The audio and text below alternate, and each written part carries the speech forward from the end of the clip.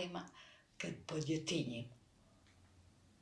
Znači, kad počnem da se valjam po podu, da radim isto što i oni, da sam čak više dijete nego oni. I to je njihov smijeh. Pa nema, ne znam, tih para za što bi to dala. To su nevjerovatne stvari. Pročišćenje, opet. Ali vratite se prirodi. Svi smo mi djeca. I bili bi mnogo kreativniji kad bi razmišljali kao djeca. Čvrsto stojim iza toga. Nevjerovatno su kreativni. Iz njih u stvari i crpim. Jer čak i kad s djecom radim, pa kad nesvjesno urade jedan pokret, ja odmah, vidiš što je interesantno, ovo bi moglo da se iskoristi. Znači, vrlo su podatni i iskreni su. Jako su iskreni i otvoreni. To je ono što nama starijima nedostaje jako.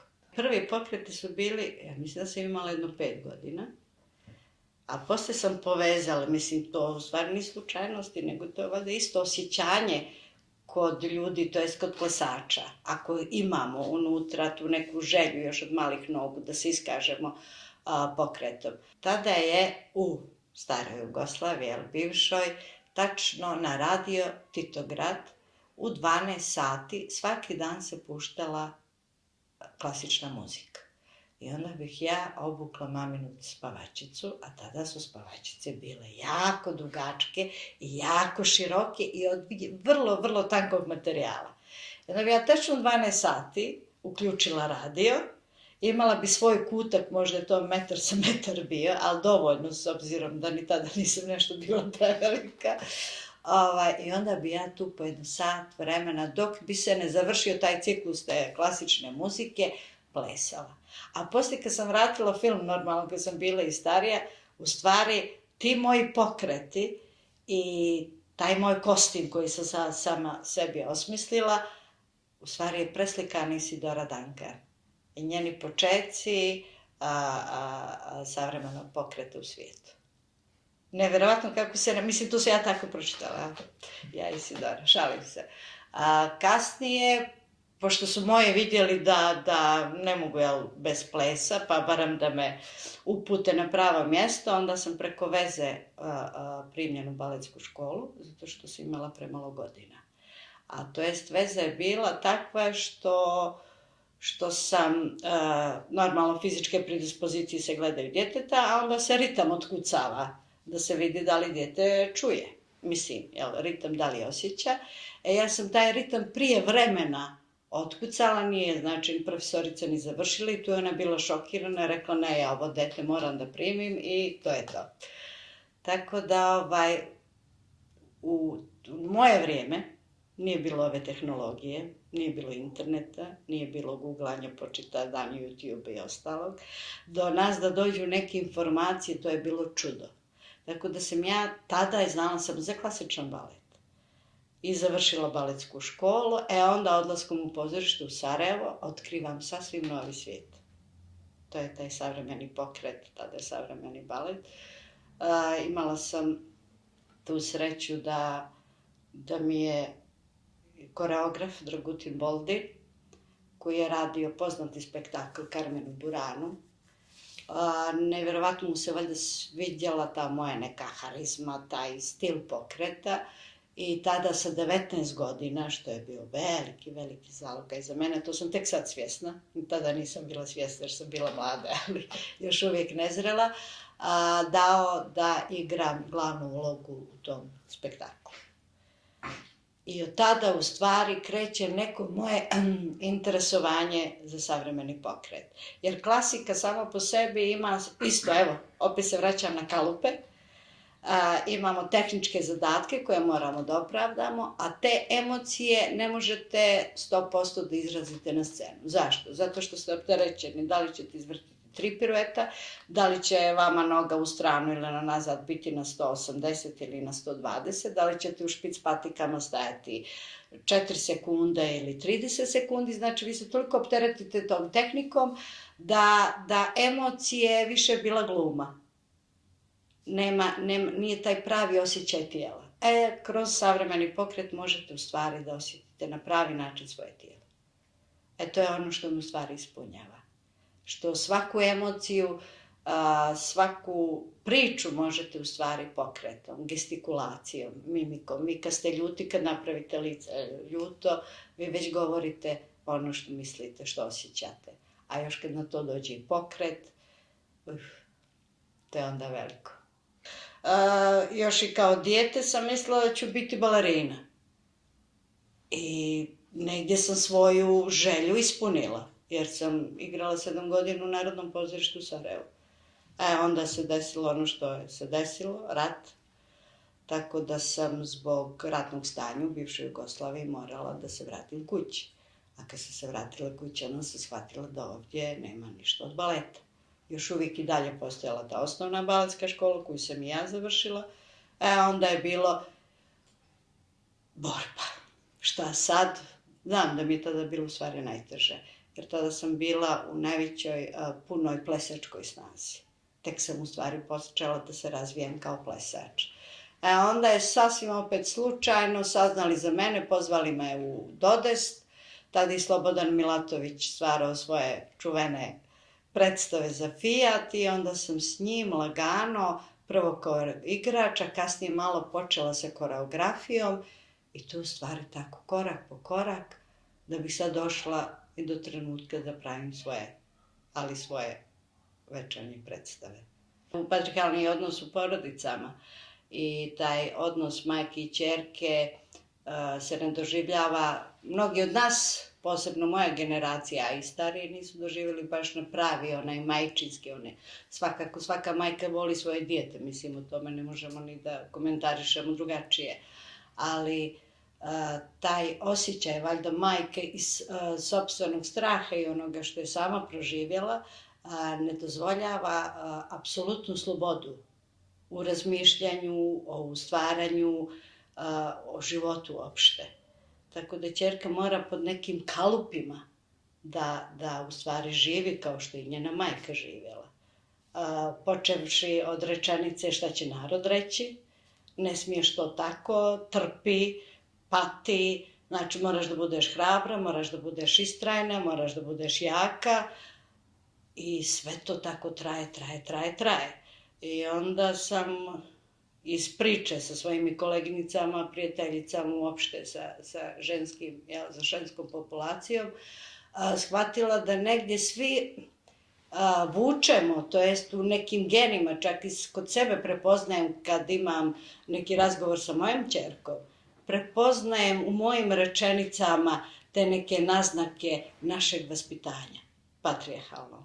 I vidim da ja čak pravim te apsolutno iste greške, pokušavajući nesvjesno da i svoju sopstvenu kćerku ukalupim. To je to što me privuklo da na način pokreta, razgovora, da negdje istražimo šta je to što nas toliko u stvari drži u tom kalupu i ne dozvoljava da apsolutno udahnem onako punim plućima, kao žena u Crnoj Gori. Kad radim predstavu ili kad hoću nešto baš da pokretom ispričamo jako važno, onda su mi bitni ljudi koji su preko puta mene. Znači, želim da saznam njihovo razmišljanje, da vidim kako oni osjećaju, da li se u nekim stvarima poklapamo što intelektualno, što emocionalno i onda im nabacam čisto nekih par kao markera, da krenu iz toga u stvari izvlačim pokrete, njihove pokrete i onda ih spajam u cijelinu. I balet i savremeni balet i ples, kako god ga nazovete, plesači imaju nevjerovatno izraženu samodisciplinu. Znači, jer je to jako puno sati provedenih u sali za vježbanje, po 7-8, ako hoće neko da se bavi profesionalno. Tako da imamo nevjerovatno razvijenu samodisciplinu, a samim tim disciplinu kao mali vojnici. Što znači da u bilo kojem radu sa bilo kim, da li su to djeca ili glumci ili studenti, uvijek prvo pokušam da ih naučim toj disciplini. To je samodisciplini, poštovanje od baletske sale, poštovanje scene, poštovanje garderoba, poštovanje kompletne institucije koja se bavi pozorištem. Znači, to mi je prvo i osnovno. Mislim da na tim čvrstim, disciplinskim kriterijuma može da negdje, posebno djecu, da izgradite malo čvršćeg čovjeka. Šta je to ta ljubav i taj entuzijazam prema plesu kod nas? Sad da spomenem baletsku trupu Balo, koja je, normalno, koji sam osnivač i koji i za sobom imamo jedno 5-6 svojih plesnih projekata, to je predstava.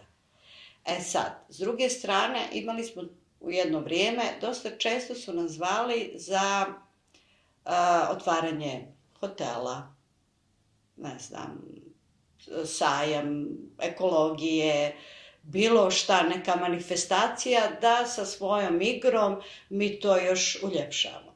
Mi smo apsolutno to uvijek prihvatali. Zašto? Zato što se tu dobije jedan fin honorar. A onda mi taj fini honorar stavimo u naš budžet i onda mi, skupljujući te honorare, poslije pravimo tog novca predstavu. Zar ne bi bilo lijepo da imate neke ogromne sale i da svake nedelje, znači da su to slobodne radionice za sve vrste plesova. Ne mislim na ove standardno američke plesove, samba, rumba, ča, nego plesovi gdje će u stvari čovjek i jeste prvi progovorio pokretom. Pa onda došao, glas, slova, riječi, imenice, ali prvo su pokretom. I razgovarali, to je neverbalna komunikacija. Tako da, nevjerovatno je kad ljudi koji nikad nisu probali pokret, to je ples na pravi način, i kad ga dožive onako kako bi trebalo, mislim da nikad ne bi prestali da plešu. Da osjetite u stvari svoje tijelo. Jer ako svoje tijelo osjetite na pravi način, on je nevjerovatan instrument. Daje vam snagu, nevjerovatnu fizičku snagu, pod broj 1. Vaše emocionalno stanje je mnogo stabilnije i mislim da spoj emocije i fizičke sposobnosti daje čovjeku još odlučniju volju za bilo što da radi u životu. Da je spremniji, da je psihički mirniji. Jer, znate sami, pođete u kafić, nekad je dio disko, pa se dobro izigrate. I osjećate se onako pročišćeni. Jel' tako? Da. Sad kad biste osjetili svaki pokret, znači ruka, prst, rame, kako to sve, na koji način se osjeća, što može time da se kaže, koju emociju da prenesete. To su nevjerovatne stvari, tu se negdje privilegovani. Moj mentor od ranog djetinjstva je bio moj otac. Iako nema veze sa plesom i sa igrom, čovjeku iz Crne Gore, opet se vraća na patrijarhalnu porodicu, koji, kad je bio svjestan da želim da se bavim baletom, što u ono vrijeme bilo malo čudno, od prvog dana do zadnjeg, dok je bio sa nama, me apsolutno podržava. Apsolutno. Tako da, to u stvari bio moj pravi mentor. I znam da me uvijek hrabrio i da mi je davao prave savjete i uvijek je govorio, srećom, ti to možeš. I kad bih pala, kad bi mislila da ja to više ne mogu, da nisam spremna, da nisam i dovoljno možda zrela za neke stvari, uvijek mi je ulivao to poverenje. Mislim da je to najvažniji mentor u životu. Mislim da u stvari svako od nas mora da ima nekog životnog mentora. Ne mentora u profesiji, nego životnog mentora. Nekog ko će uvijek da bude iza vas. Pa makar i u mislima.